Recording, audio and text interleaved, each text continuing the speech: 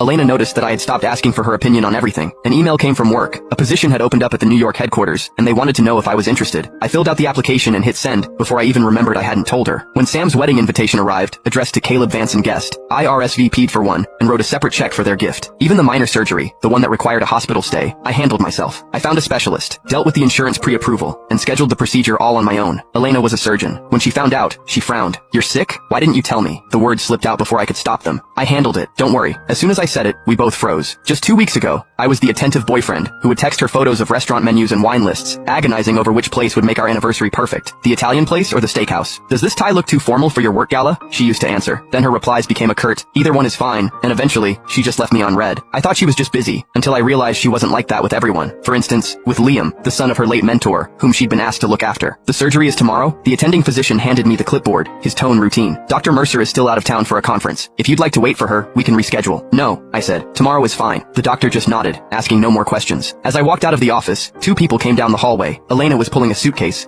looking like she'd come straight to the hospital from the airport. Liam followed her, wearing a black cashmere overcoat over his casual clothes. The Burberry one I'd given Elena for our 3rd anniversary. Elena saw me, and her brow furrowed. "What are you doing here? Sick again?" That word, again, stung like a needle. She snatched the papers from my hand, her eyes scanning them with a flicker of annoyance. "I have a full surgical schedule tomorrow. This isn't an emergency. We can do it when I have time to oversee it. Don't worry about it," I said. "I've already handled it." She looked taken aback. This was coming from the guy who used to call her worried about every minor fever, the one who sent her a dozen options just to pick a weekend getaway destination. Now, here I was, calmly scheduling my own surgery. If she hadn't run into me, she probably wouldn't have known until after it was over. I took the chart back, accidentally knocking a small bottle from her hand. It clattered to the floor. "Strong prescription sedatives. It's not what you think," Elena said, bending to pick them up. Her voice was as flat as if she were discussing the weather. "They're for Liam's chronic insomnia. Doctor's orders." Liam clutched the coat tighter, his voice a fragile whisper. "I'm so sorry, Caleb. It's all my fault. My anxiety has been so bad lately I can't sleep. I can't focus. Elena is the only one who understands. She said she couldn't leave me alone in case I did something stupid." Her voice trailed off. "You don't know what it's like. Sometimes my head is just full of dark thoughts. I can only get through it when Elena is with me. I just wish I could be strong like you." I'd heard this script before. Every time I questioned their relationship, Liam would bring up his mental health and his episodes, and Elena would shoot me a look that screamed, "How can you be so heartless?" Once, I had a sharp pain in my chest and asked her if it could be stress-related. This brilliant cardiothoracic surgeon told me, "I don't know. I'm off the clock." When I complained she was being dismissive, she just pinched the bridge of her nose wearily. "Can't you just look it up yourself? You're a grown man, Caleb. Can you be a little more independent? Stop relying on me for every little thing." So frugal with her words for her boyfriend, yet she personally escorted someone else to their pharmacy. "Well, you should take good care of him then," I said, my voice completely flat. "After all, his sleep schedule is much more important than my surgery, right?" Liam's face flushed. "Caleb, that's not what I meant. Are you still mad?" Elena cut him off, her eyes fixed on me. "Just because I didn't tell you I was going out of town? 2 weeks ago was her birthday. I had worked overtime for weeks to get the day off, cooked a 5-course meal, and had the vintage watch she'd been wanting ready. I waited until midnight, but she never showed.